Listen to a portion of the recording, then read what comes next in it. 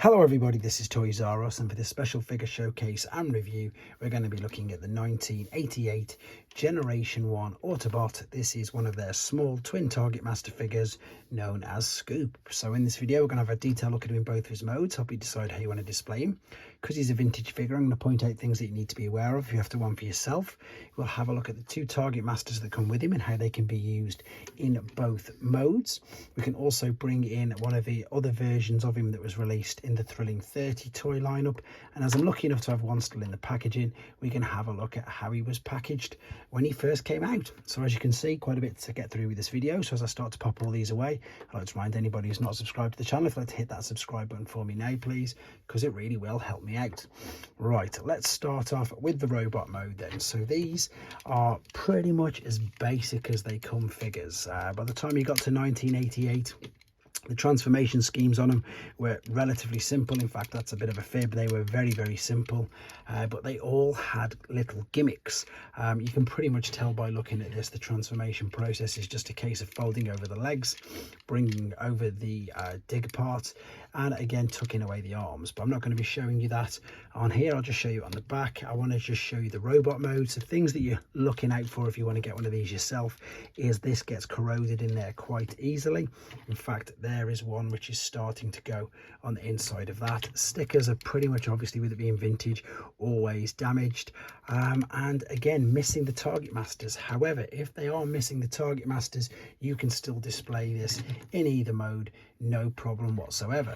Now I think this, again, even though it's super basic, is still quite a bit of fun, because the two Target Masters that come with him, Tracer, which is this one, and Hole Punch, even though again the transformation process for them is just quite simply folding out the guns on the back. I've got a bit of a stress mark there as well. That is something to be aware of, and indeed sometimes these do actually snap off. Now the funny thing is, he hasn't, with his hands he can't even actually hold the Target Masters. You would just simply pop them either side of his forearm, even though you can see in the artwork there it looks like he is in fact holding them. But why this one is a little bit more fun than the others is these two 5mm ports on his shins, which means that you can do exactly the same when he's in his alternate mode. There's really not much more to say about this. You can move the arms. These are on, they sound like really sort of stiff ratchets, but you know, as I say, the thing, but by the time we got to 88 with these figures, they were basic, and exactly that, just a bit more fun. Because the other thing that you can do, as it's showing you there, you could fold this over that way, and then you can turn it this way around, and then you've got a giant Target Master, which again is just them two combining. They're literally just lying on top of each other, top tailing rather, and it still works. You could, if you wanted to, put it there so it looks like he's sort of using it as a sight and then firing, which is another little bonus thing that you could do with this particular figure. And again, because these 5mm ports, which are now, I suppose, industry standard going through the Generations toy line, this is drag strips gun, so you could pop them in as well if you wanted to. So some of the newer figures, you could still interact and do that if you had some of these. So the alternate mode, obviously, as you say, there's your digger, there's the bucket, that's the word I was looking for there. This obviously has had better days, it's been heavily played with. You can see the stickers have started to fade away, there's started to be a bit of corrosion in the screws, and sometimes you get really sort of stiff joints. As I say, the transformation is just very simply moving the arms out of the way, like so, and then just folding that over. I said I wasn't going to do it, but I might as well, because it's pretty much near enough done. That gives you the idea of what you've got to do.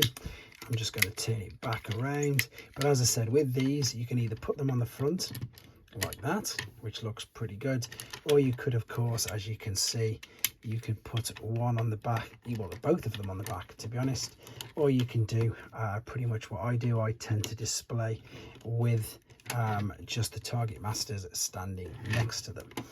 The Target Masters, the good thing about this is they're nowhere near as expensive as the other Target Masters, because even though this has got a huge stress mark in it, they don't tend to break anywhere near as easy as the others, especially the Decepticon ones, whose legs are pretty much always snapped off. Now these figures haven't really had much love in the Generations toy line.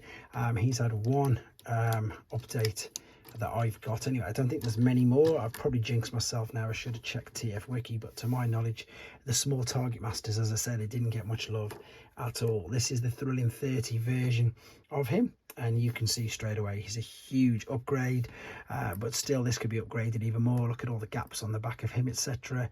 Obviously the Target Masters are upgraded greatly at the same time, but I haven't got any other versions of these figures to show you. What I am going to show you very quickly is the packaging that he came in. So unfortunately this has got a bit of a yellow tinged bubble, and it is resealed, which is fine because I'm just going to be using to display it there.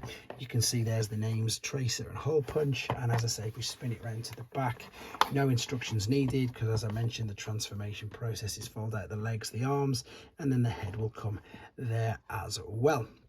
It's also showing you how to combine the figures, but like I said, you can only attach them to the side of his forearms. If you want to read his tech spec, you can pause and read that now. Again, this is just one of the Generation 1 figures that I'm yet to do a review on, so I wanted to take the opportunity to do it and indeed show you this and hopefully help you on your quest if you're after one as well. Hopefully you found the tips and hints on this quite useful.